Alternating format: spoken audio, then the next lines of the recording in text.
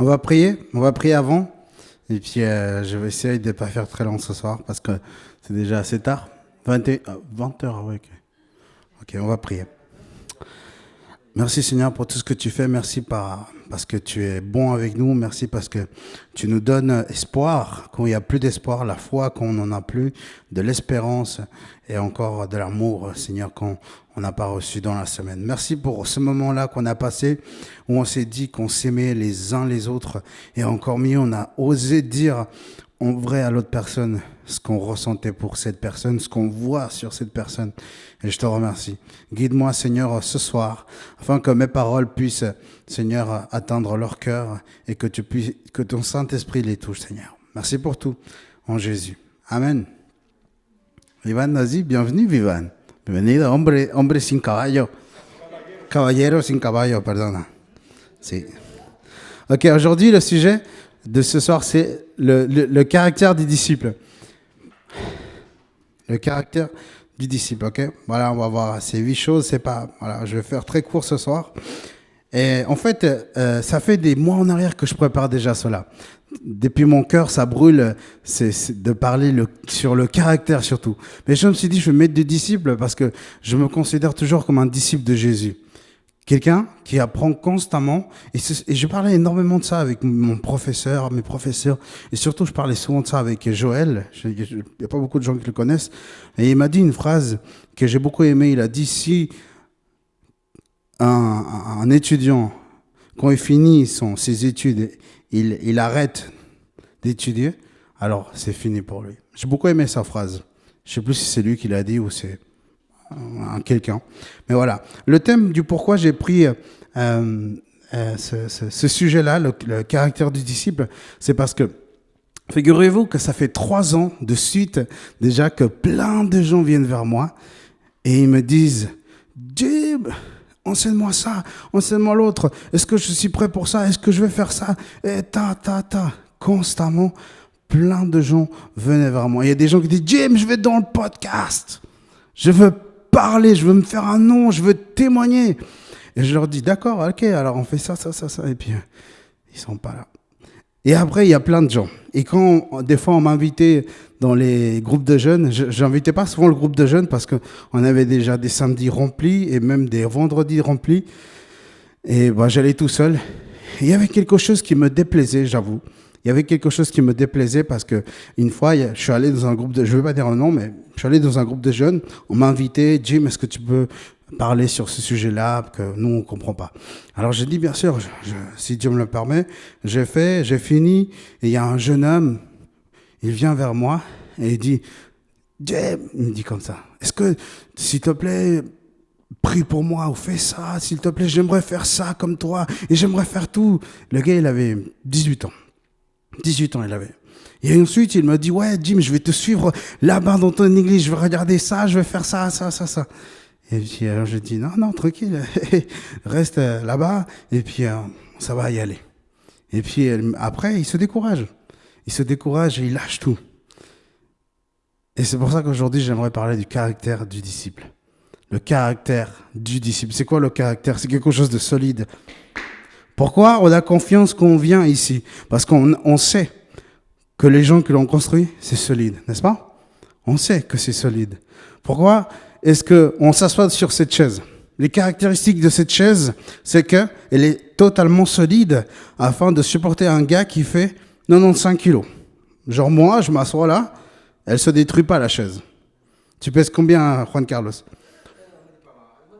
Lenny, tu pèses combien? 71, ça résiste. Qui est plus lourd que 71? Ouais, ok, Ivan.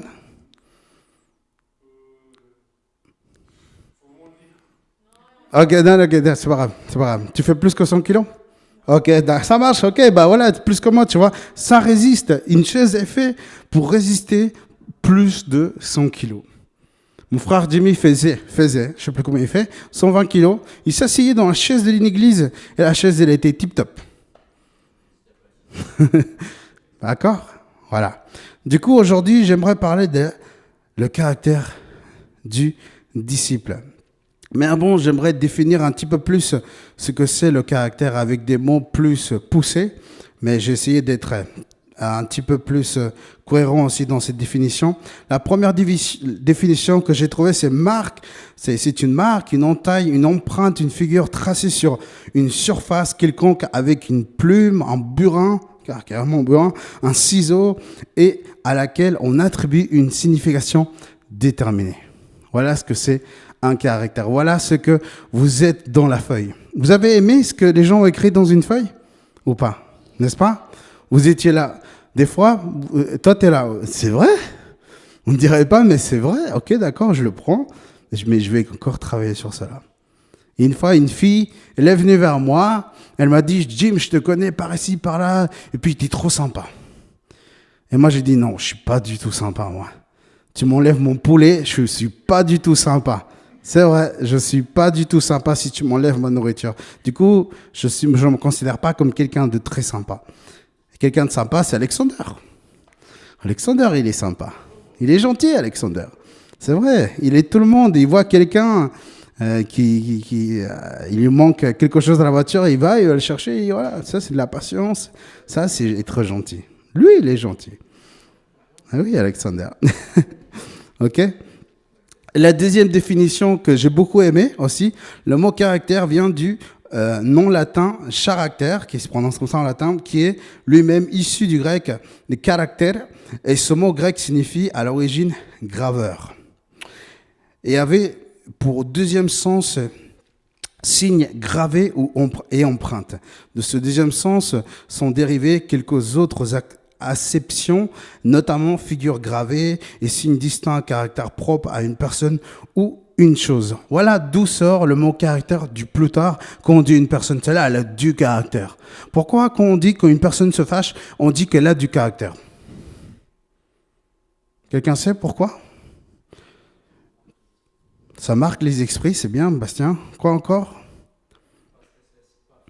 Parce que ça ne laisse pas faire, c'est bien, ok. Mais c'est faux de dire qu'elle a un fort caractère.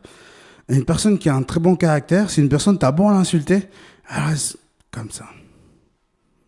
Parce qu'elle sait qui elle est. Elle sait ce qu'elle vaut.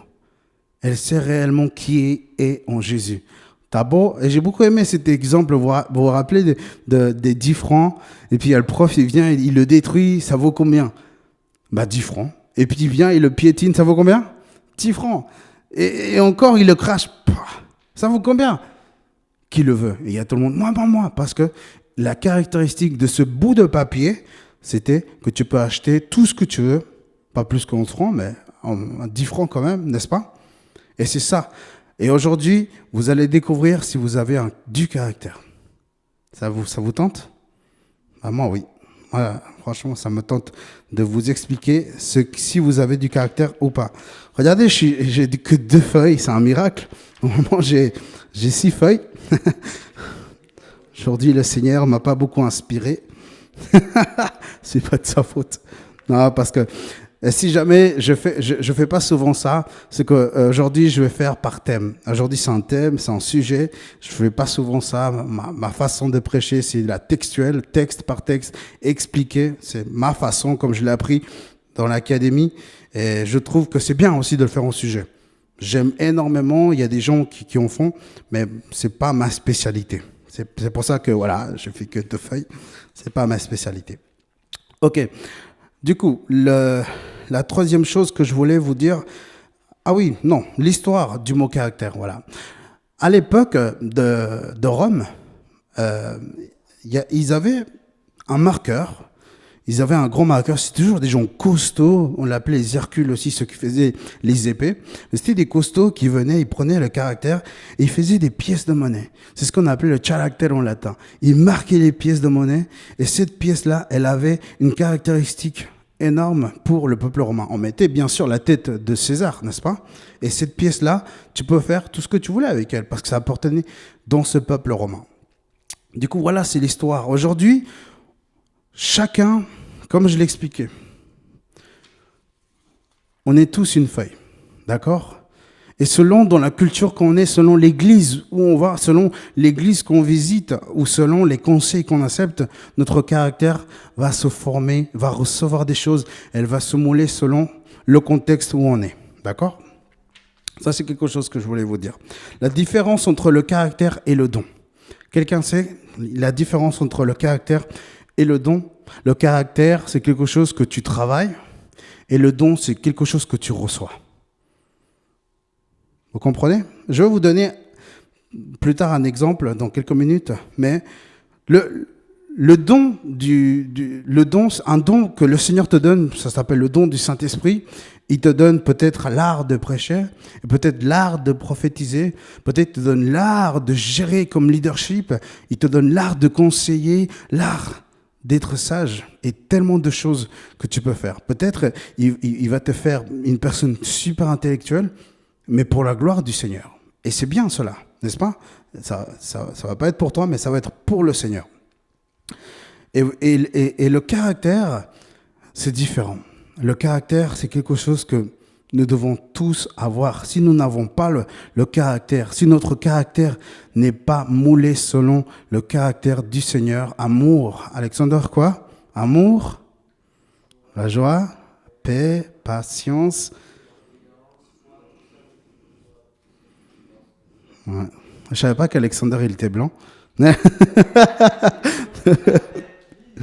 Ouais.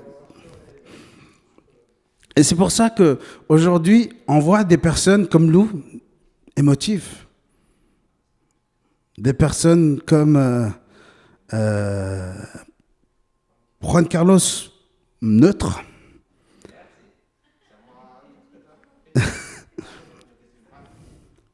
y a des personnes passionnées et des personnes qui sont sentimentales comme Nina. Ça l'affecte, elle est très sentimentale. Elle ne le dit pas, mais on l'a tous remarqué. Et maintenant, vu que je l'ai dit devant tout le monde, en plus c'est enregistré, tout le monde saura qu'elle est sentimentale. Voilà. Mais ça fait partie de notre culture, de notre caractère. Comment est-ce que nos parents ils sont? Parce qu'on copie souvent nos parents. Si nos parents ils sont très discrets, nous serons très discrets aussi. Parce qu'on imite ce qu'on voit, n'est-ce pas? Et c'est comme ça.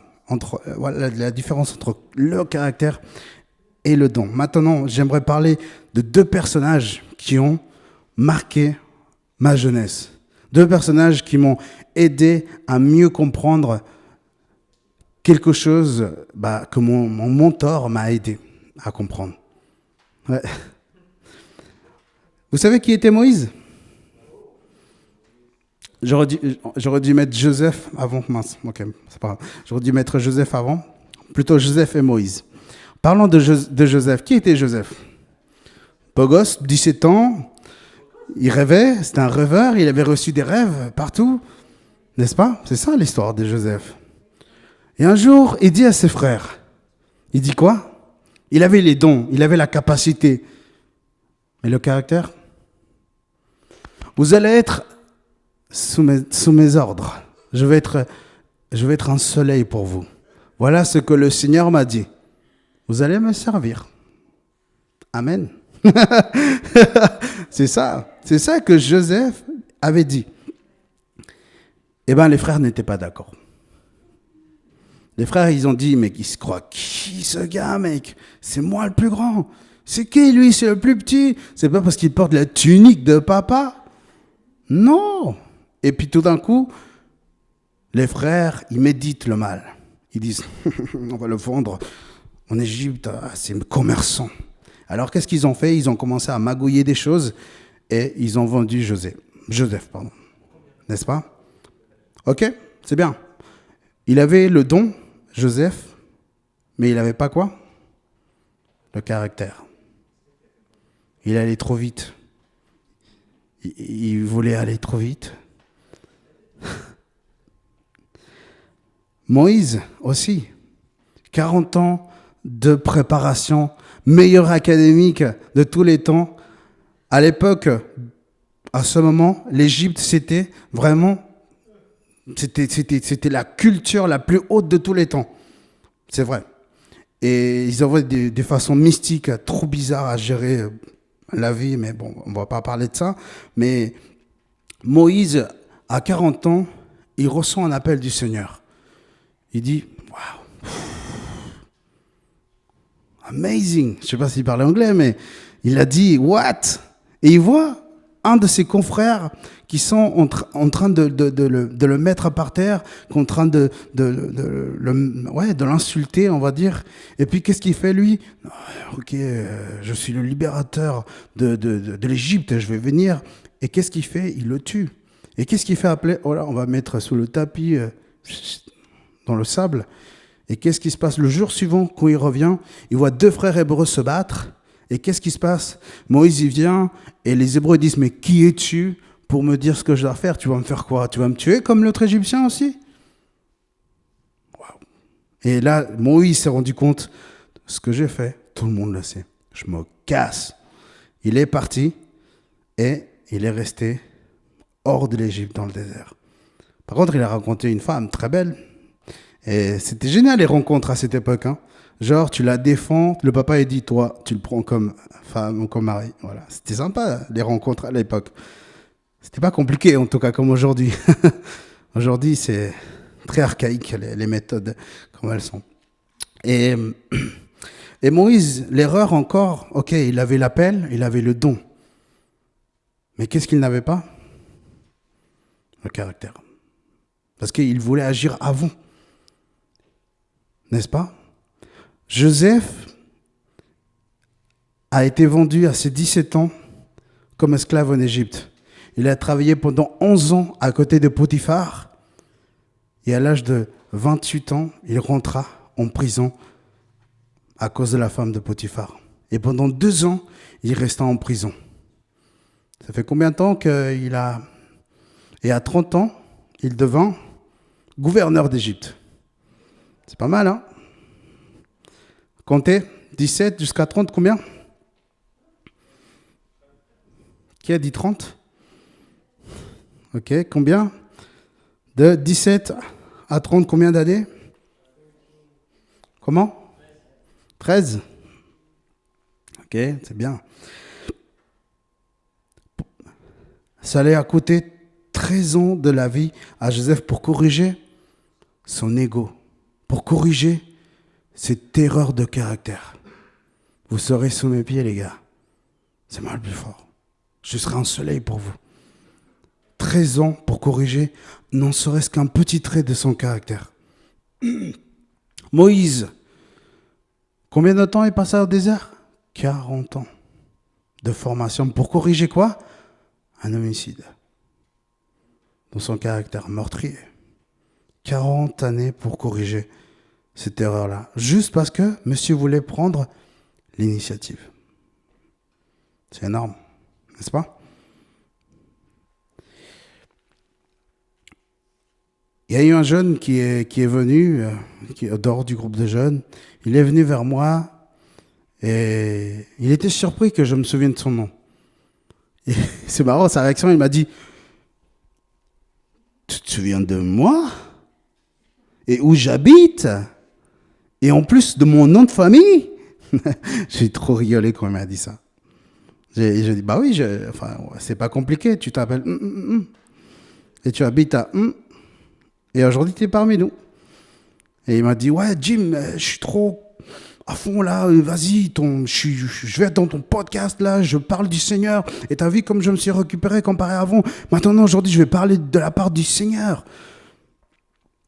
Alors moi, j'aime pas fermer les portes aux jeunes, aux personnes. Moi, je suis quelqu'un de très compréhensif, parce que j'ai été jeune aussi.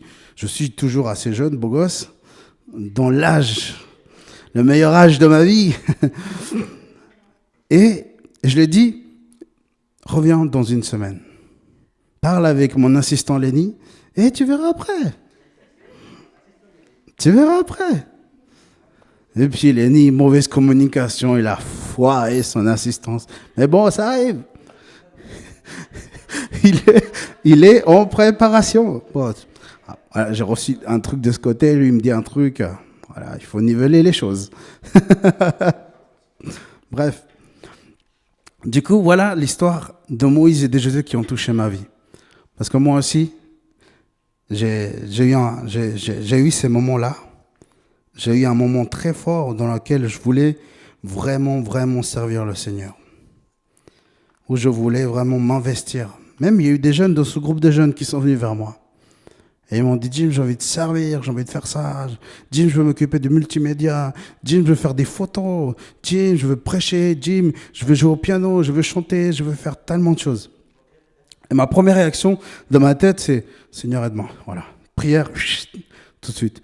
Et c'est là que je reste, je respire dans ma tête, et je ne sais pas quoi répondre. Et là, Seigneur, guide-moi, ton Saint-Esprit. Il me donne des paroles, je parle ce que le Seigneur m'inspire. Et c'est difficile de dire à un jeune doucement, parce que les jeunes aujourd'hui, ils veulent... Moi, je me souviens parce qu'il y avait un adulte qui m'avait dit ça. Toi, tu as envie de manger le monde, mais le monde va te manger. Je dis, mais moi, j'ai plus faim que le monde, j'ai dit dans mon ego. Ouais, mais non, c'est pas comme ça. Moi, j'étais super orgueilleux. Et moi, j'ai dit, toi, tu le montes la montagne en 1 heure, moi, je le monte en 30 minutes. Je disais, hey, tranquille, Jim, tranquille, tranquille. Moi, je disais à mon mentor, viens, on va prêcher là-bas l'évangile, on va faire ça, ci, on va prendre les autres, on va chanter avec la guitare, on va faire tellement de choses. Et lui, il me disait, calme, calme, calme, calme. Et c'est là que j'ai commencé à me calmer. C'est là que j'ai commencé à mieux réfléchir avec la tête et pas avec les sentiments. C'est là que j'ai commencé à plus prier dans le Saint-Esprit aussi, qui m'a beaucoup aidé d'ailleurs à mieux faire les choses aussi, j'avoue. Et donc, j'ai choisi mon mentor à ce moment-là. C'était un gars qui venait dans cette église. Aujourd'hui, il est parti dans son pays. Et puis, il m'a mentoré pendant beaucoup d'années. Il m'a mentoré. Il m'a dit, petit, fais ça. Il me disait toujours petit, je sais pas pourquoi. Je sais pas, c'était plus grand. C'est quoi ça? Il me disait, petit, fais ça, fais l'autre. Ok, je le faisais pas. Je faisais ça, je faisais l'autre et ça. Et c'est comme ça que je grandissais avec mon mentor. Et mon mentor me disait, tu vois, tu peux aller là-bas, tu fais ça. Je le faisais. J'ai été soumis parce que je voulais apprendre plus ce que lui pouvait m'apporter aussi. Et j'ai choisi un leader qui me disait la vérité. Pas seulement un leader qui me disait, Jim, t'es trop fort. T'es trop fort, mec. Non, j'ai choisi un leader qui me dise la vérité. Parce que des gens qui me disent, Jim, tu sais, c'est trop bien ce que tu fais, c'est ça. Je dis, c'est des personnes qui ont un cœur énorme. Énorme. C'est des gens qui ont un ministère de compassion. Mais mentorat, zéro. C'est pour ça que je ne dis jamais ce que ces gens-là ne sont pas bien. Au contraire, on a besoin de ces gens-là aussi. Et c'est ce genre de gens, c'est Alexander. Des gens qui sont là pour t'accompagner spirituellement. Un Bernabé qui te console, qui t'anime et qui fait ça. Et c'est bien cela. Mais après, mentorat Alexander, il faut travailler. Parce qu'il a du mal à dire la vérité des fois. Et ça sort. Et aujourd'hui, on parlait avec... Ah non, c'était jeudi, vendredi, on parlait. Il m'appelle et je dis, Alexander, qu'est-ce que tu veux? Il me dit, ah non, non, non, non. Ok, on commence à parler. Et puis on commence à parler des jeunes, n'est-ce pas? Et puis on se dit, et on parle de la vérité. Et tout. Il y a des vérités qui sortent et Alexander me dit, ouais, Jim, tu sais... Il y a des jeunes qui parlent de toi. Il me dit, ah ouais? Et Alexander sait très bien que je ne veux jamais savoir de nom. Mais par contre, j'aime savoir quand même ce que les gens y pensent aussi. Et il me dit, ouais, tu sais, ils disent que tu es trop franc, ils disent que tu dis de la vérité, ils disent que tu es comme ça. Je dis, waouh, c'est trop bien, je dis. Et Alexander dit, ouais, on se comprend avec Alexander. Et puis, je lui dis, tu sais, je préfère dire la vérité en face que parler derrière les gens. Et Alexander dit oui, c'est vrai. Et je disais à Alexander, tu sais, Alexander, il y a quelque chose. Tu sais pourquoi mon amitié avec toi marche depuis des années, je lui dis? C'est parce qu'on se dit toujours la vérité avec Alexander. Quand ça va mal, Alexander vient et me dit ça va pas, Jim. Mais quand ça va pas chez Alexander, je lui dis aussi que ça va pas. Et je me gêne pas de dire à Alexander ce qui ne va pas. Parce qu'il y a une totale confiance. On a construit un pont où il y a des camions qui peuvent passer avec plein de vérités, etc. N'est-ce pas, Alexander? Et des motos aussi, voilà. Moi, je vous invite quand même à choisir un mentor dans votre vie. Un mentor qui vous dise la vérité. Un mentor qui va vous mentorer pendant un bon bout de temps. Et surtout un mentor qui va vous guider à devenir la personne vraiment que vous désirez, que le Seigneur veut surtout que vous soyez. n'est-ce pas? Moi, j'avais un rêve dans mon cœur, mais c'était un rêve, voilà, qui n'était pas selon le plan du Seigneur. C'était d'être missionnaire. Et puis, le Seigneur n'a pas voulu. Le Seigneur m'a dit non, je ne te veux pas là-bas. Je ne te veux pas là-bas. Et puis, mon mentor, elle a reçu aussi que non, tu n'es pas missionnaire. Parce que mon mentor était missionnaire. Et il m'a dit non. Et ce jour-là, j'ai pleuré. J'ai dit, Seigneur, tu te crois qui? Moi, je veux être missionnaire. J'ai dit. C'est vrai. J'ai pleuré. J'ai dit, non, je veux être missionnaire. Moi, Seigneur, c'est quoi? J'ai l'étoffe. Je m'entends avec tout le monde. Je parle avec tout le monde. Et puis, voilà, j'ai eu une crise avec Dieu. Voilà, comme des parents ont avec leurs enfants. Bah, Dieu, c'est mon père. Hein. Et puis, j'ai eu cette crise avec Dieu où j'ai dit les vérités à Dieu. Mais tu te crois qui, Dieu? Moi, je suis missionnaire. J'ai dit non. Et j'avoue, je ne suis pas très fier de cette discussion-là. Et ouais, voilà, c'était pas bien de ma part. Comment je dois insulter papa comme ça? Pour insulter, mal parler plutôt. Et moi, je vous encourage à chacun de trouver un leader. Un mentor. Est-ce que quelqu'un a un mentor ici? Quelqu'un qui le mentor, quelqu'un qui lui dit des vérités, quelqu'un qui te guide à prendre des bons choix? Non? Oui, 2, 3. Jésus? Jésus, c'est le mentor divin. Ouais. Comment? Oui, un mentor terrestre, oui. Ça compte pas l'ange Gabriel non plus. Ouais, bah quand même, ouais. Je pense pas qu'il va t'enseigner à voler, mais... Voilà. Ouais, si vous avez des mentors, bravo. Bravo, continuez à progresser. Écoutez-les, chérissez-les. Moi, je chérissais beaucoup mon mentor. Hein. Je l'invitais à manger chez moi. On partait, on se mettait dans des hamacs, on buvait du maté, on parlait des heures et des heures de Dieu. C'est devenu mon meilleur ami aussi. Et aujourd'hui, on se voit des photos, il est dans son pays, je dis, hey, regarde. Et lui, il me dit, hey, petit, je construis une église, regarde. Et puis je lui dis, ouais, vas-y. Et je l'encourage et je prie pour lui. C'est pas parce qu'il est parti que je ne peux plus parler avec lui. Et je continue encore à lui dire ce qui ne va pas dans ma vie, les choses que je dois changer, les caractères qui doivent changer en moi. Je lui dis, qu'est-ce qui se passe dans mon caractère? Tu crois que c'est quoi? Et lui, il me dit, bah, tu vois, c'est ça, Jim. Et moi, je dis, ouais, t'as raison, je suis trop comme ça, etc. Et ça fait du bien d'être corrigé par une personne, surtout une personne qu'on admire et qu'on aime. Comment? Miaou, c'est... Ok. Choisir d'être marqué par Dieu avec son caractère. Est-ce que vous voulez être marqué par Dieu à partir d'aujourd'hui? Ça veut dire quoi être marqué par Dieu? Être marqué par son amour, être marqué par sa paix, être marqué par sa miséricorde. Et là, je vais rentrer là où on n'aime pas. Être marqué par sa colère. Oula, Jim, je ne veux pas entendre ça. Être marqué par sa justice. Ouais. Être marqué par son courroux. Sa justice ardente. Mais être aussi marqué par sa consolation. Quand rien ne va, quand tu te sens vraiment le pire de tous les êtres humains, et ce moment-là, c'est dur pour toi parce qu'il faut que tu reprennes de la vie. Il faut que tu reprennes quelque chose. Et c'est là que un jour j'ai décidé, j'ai dit Dieu, tu sais quoi, je n'ai marre de mes choix. Ils sont nuls mes choix, je dis. Tes choix, je vois dans la vie, tu as fait l'Éden comme ça. Tu as créé l'être humain en faisant, voilà, un petit souffle, petite forme, et voilà. Ça, c'est un travail de chef-d'œuvre. Moi, pour avoir des choses dans la vie, il faut que je travaille pendant des années. Pour avoir un diplôme, il faut que j'étudie pendant des années. Et je dis, Seigneur, je préfère... Ouais, je vais continuer à étudier, mais instruis-moi, s'il te plaît, aussi. Et ça, c'est des choses qu'on fait de pas à peu, n'est-ce pas? Ouais.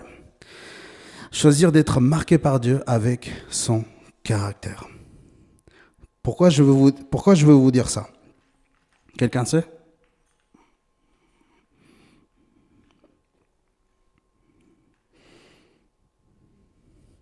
Parce qu'on a souvent envie d'être... Nous avons envie de marquer, pas Dieu. Nous voulons faire la différence. Et j'avais cette teuf, moi. Hein. Je venais au groupe de jeunes, j'étais pas encore leader. Je venais, je rentrais, et il y avait tous les jeunes derrière moi. C'est moi qui ramène tout le monde. C'est moi, c'est trop stylé. Et j'allais là-bas, je commençais la louange, ils sont venus pour moi. Je joue trop bien. Et je m'asseyais, ils sont là pour moi, Seigneur. Et c'était pas bien, cela. Et ce jour-là, Dieu m'a dit, calme-toi, Jim, calme-toi. Ne rêve pas trop quand même. Hein. Et je lui ai dit, t'as raison, Dieu. Je rêve un peu trop là. Et même trop, j'ose dire. Et c'est là que Dieu a corrigé mon caractère. Et il m'a fait passer par des moments super difficiles. Et là, il y a un mot peut-être que vous n'allez pas comprendre parce que... Et on va faire un débat avec Lou, qui est là présente, sur la tentation. Parce que voici la question qui fait peur. Est-ce que Dieu tente ou pas? Eh bien, moi, je crois que oui. Eh bien, Dieu, il vient et il nous fait passer par des épreuves. D'accord? Et j'ai passé par des épreuves douloureuses, mais que ça a changé. Et aujourd'hui, je vais vous donner une leçon importante pour votre vie. OK? Moïse, il a réussi à être le Moïse de la Bible parce qu'il a passé 40 ans au désert. Joseph, il a pu être Joseph, le gouverneur de l'Égypte, parce qu'il a passé 13 ans en Égypte, 11 ans comme esclave et 2 ans comme prisonnier. Et toi, tu ne veux même pas attendre 10 ans de formation? Tu ne veux même pas attendre une année plus? Tu ne veux même pas te former plus dans la parole du Seigneur? Tu ne veux pas jouer un instrument de plus parce que le groupe de jeunes a besoin? Ou peut-être parce que tu te crois trop jeune? Non, il faut y aller. Il faut y aller. Laisse-toi marquer par Dieu et laisse que Dieu fasse la différence dans ta vie. Et il le fera. Et voilà, si un des mots que j'ai beaucoup aimé quand je faisais mes premiers cours en latin, coram Deo. Coram Deo. Je ne sais pas si ceux qui lisent, je pense que pas tout le monde lit ce que je mets dans le groupe de jeunes, parce que je ne reçois aucune réponse. Et je mets toujours le petit mot coram Deo à la fin. Pourquoi je mets ce mot? Oui. Oui, c'est vivre devant la face de Dieu. Exactement. Et j'ai choisi d'être marqué, j'ai choisi d'avoir un mentor. J'ai choisi d'avoir... j'ai choisi d'avoir un mentor, j'ai choisi d'être marqué par Dieu et j'ai choisi de vivre devant la face du Seigneur. Je vais vous raconter mon histoire. Quand j'ai eu ma crise d'adolescence avec Dieu, où je me suis baptisé, là j'ai commencé à faire tcha-tcha comme je voulais. Et un jour, il y a tout qui a changé dans ma vie. J'ai dit, Dieu, je veux savoir ce que tu veux. Je fais des bonnes choses. Je donne de l'argent aux pauvres. J'étais comme le jeune riche, sauf que j'étais pas riche.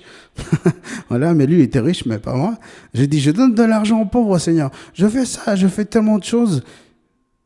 Tu m'as oublié, papa, je lui ai dit. Tu m'as vraiment oublié. Et je comprends pas, Seigneur, utilise-moi, fais quelque chose. Je me sens oublié par toi. Et là, le Seigneur me répond par 2 épreuves. Non, pas 2 épreuves, 2 événements super importants dans ma vie. Je ne sais plus quel âge j'avais, je ne me souviens plus. Mais j'avais l'âge à peu près de Léni. Ouais, de Léni, j'avais, ouais. Hans, t'as quel âge? Ah non, j'avais pas ton âge. L'âge, ça c'était autre chose à 23 ans. Mais j'avais à peu près l'âge de Léni. Et j'ai dit au Seigneur, il y avait un événement, un spectacle, et à ce moment-là, j'étais en crise. Est-ce que Dieu me voit? Est-ce que c'est vraiment ma vie, elle est vraiment coram Deo? Je vis vraiment. Est-ce que Dieu ne fait pas exprès de passer devant moi quand je fais quelque chose de bon? Mais comme par hasard, quand Jim fait un truc de mauvais, on le publie sur Facebook. Je vais pas raconter ça, mais c'est marrant. Aujourd'hui, je rigole parce que c'est marrant aujourd'hui. Mais sur le moment, c'était honteux pour moi. C'était super honteux et j'ai dit à ma mère, ils sont malades ces gens, pourquoi ils écrivent ça? Ça m'a détruit. Mais aujourd'hui je rigole parce que je me suis dit, voilà, Dieu m'a corrigé, c'est normal, j'ai dit. Voilà, aujourd'hui je comprends mieux pourquoi Dieu a fait ça. Et j'ai dit au Seigneur, Dieu, je pense que tu ne me regardes pas. Tu fais semblant, je n'existe pas pour toi. Et c'est à ce moment-là que J'étais dans un événement où je chantais, je priais avec les gens, où je bénissais tout le monde, mais j'avais toujours cette crise en moi qui disait, est-ce que tu me vois réellement, papa? Est-ce que tu vois mes œuvres? Est-ce que tu vois tout ce que je fais? Et c'est là que j'étais comme ça, je chantais au Seigneur, voilà. Et puis, il y a un gars qui vient à côté de moi et il me dit, et toi, il m'a dit comme ça. Bon, je ne fais pas la voix, mais il m'a dit, toi, il m'a dit, je vais prier pour toi. Il m'a dit comme ça, je vais vraiment prier pour toi. Et j'aimerais que tu saches que ça vient du Seigneur, il m'a dit. Alors, j'ai pas vraiment cru, mais sur le moment. Et alors, j'ai accepté la prière. Et pendant que je commençais dans la prière, il me disait, ouais, il me dit ça, voilà. Il me dit, papa est fier de toi. Et il sait tout ce que tu fais. Le moindre détail que tu as fait, il le sait. Et tu sais ce qu'il veut de toi? Il veut que tu sois saint. Tu es saint, tu es saint, tu es saint.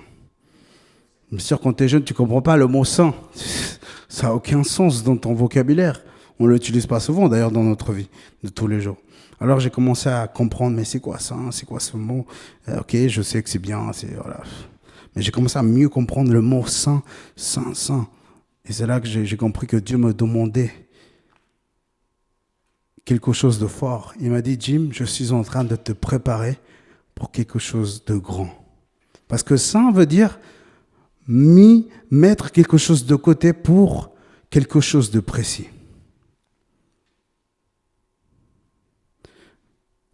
Qui fait des études ici? Tu fais quoi? CG? Tu veux faire quoi? Oui.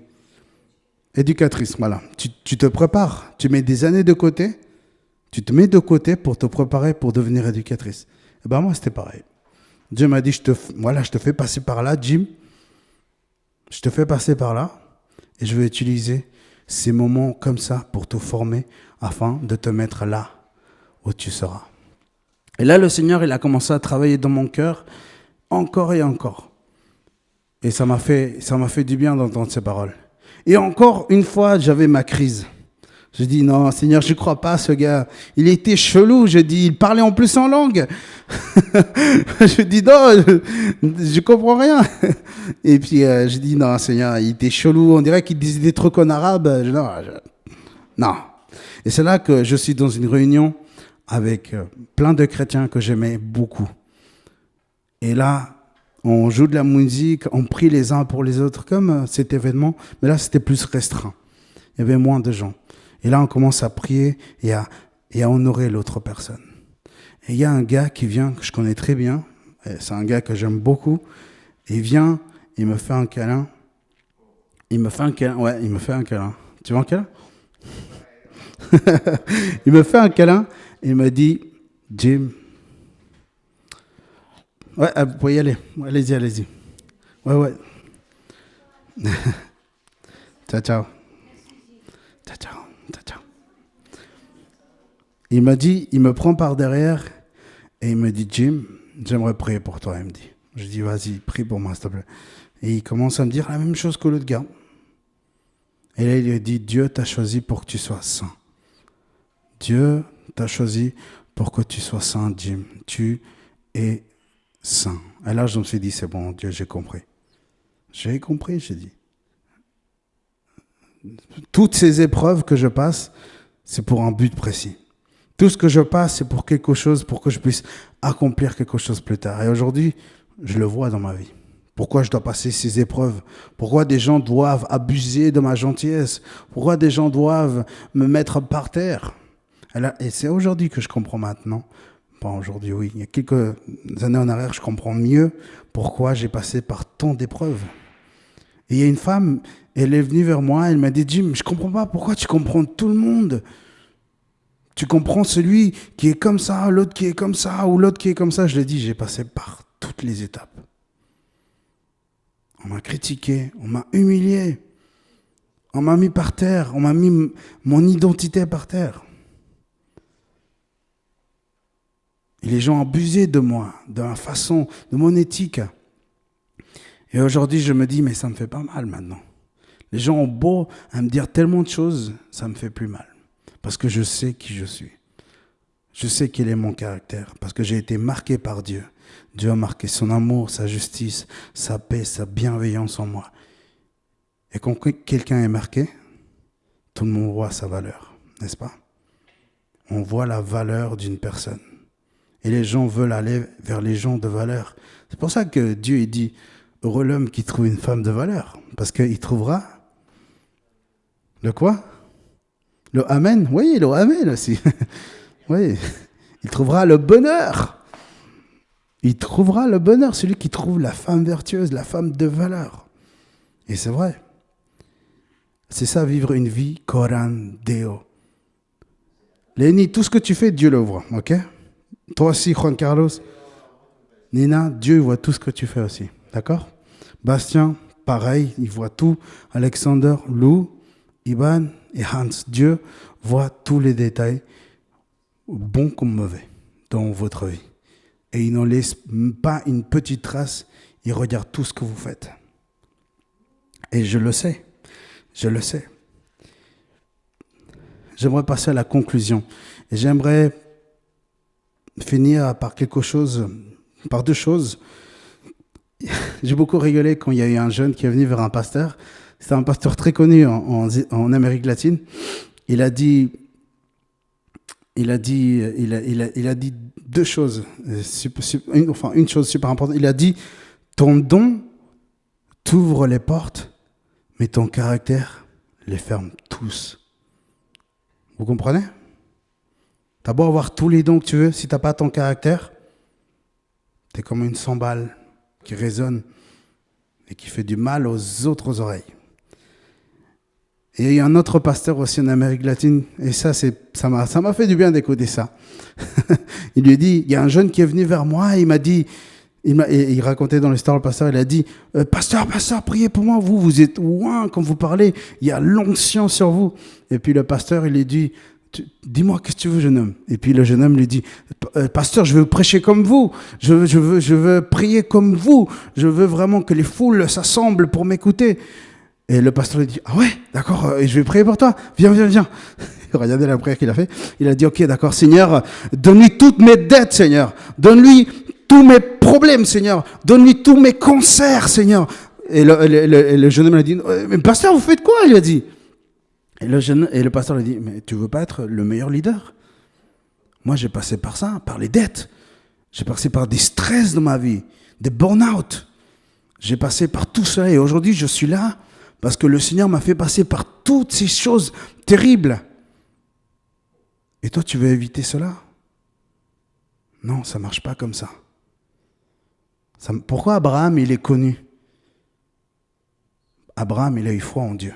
Il est passé par la pire épreuve qu'un père pouvait passer. Tuer son fils.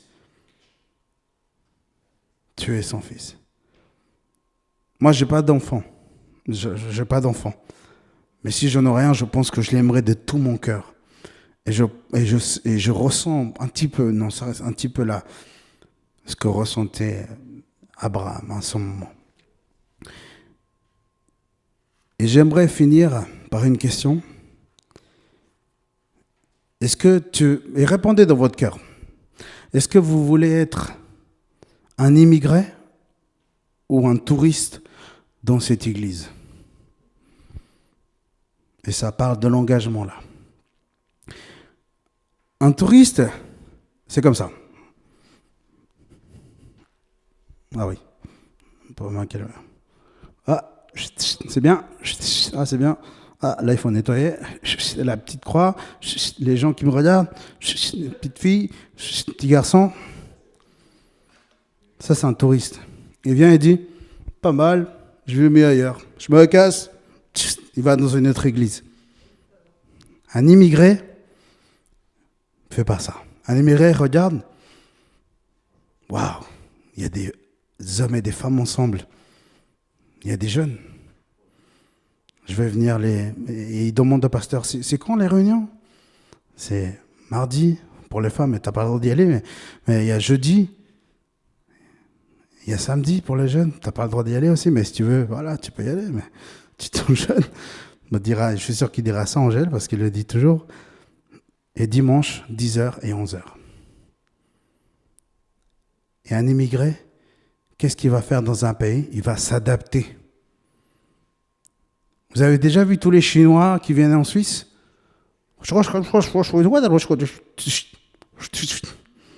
Mais par contre, ceux qui vivent ici, 5h du matin. Oh purée, il faut que j'aille au travail. Il faut que je paye mes factures.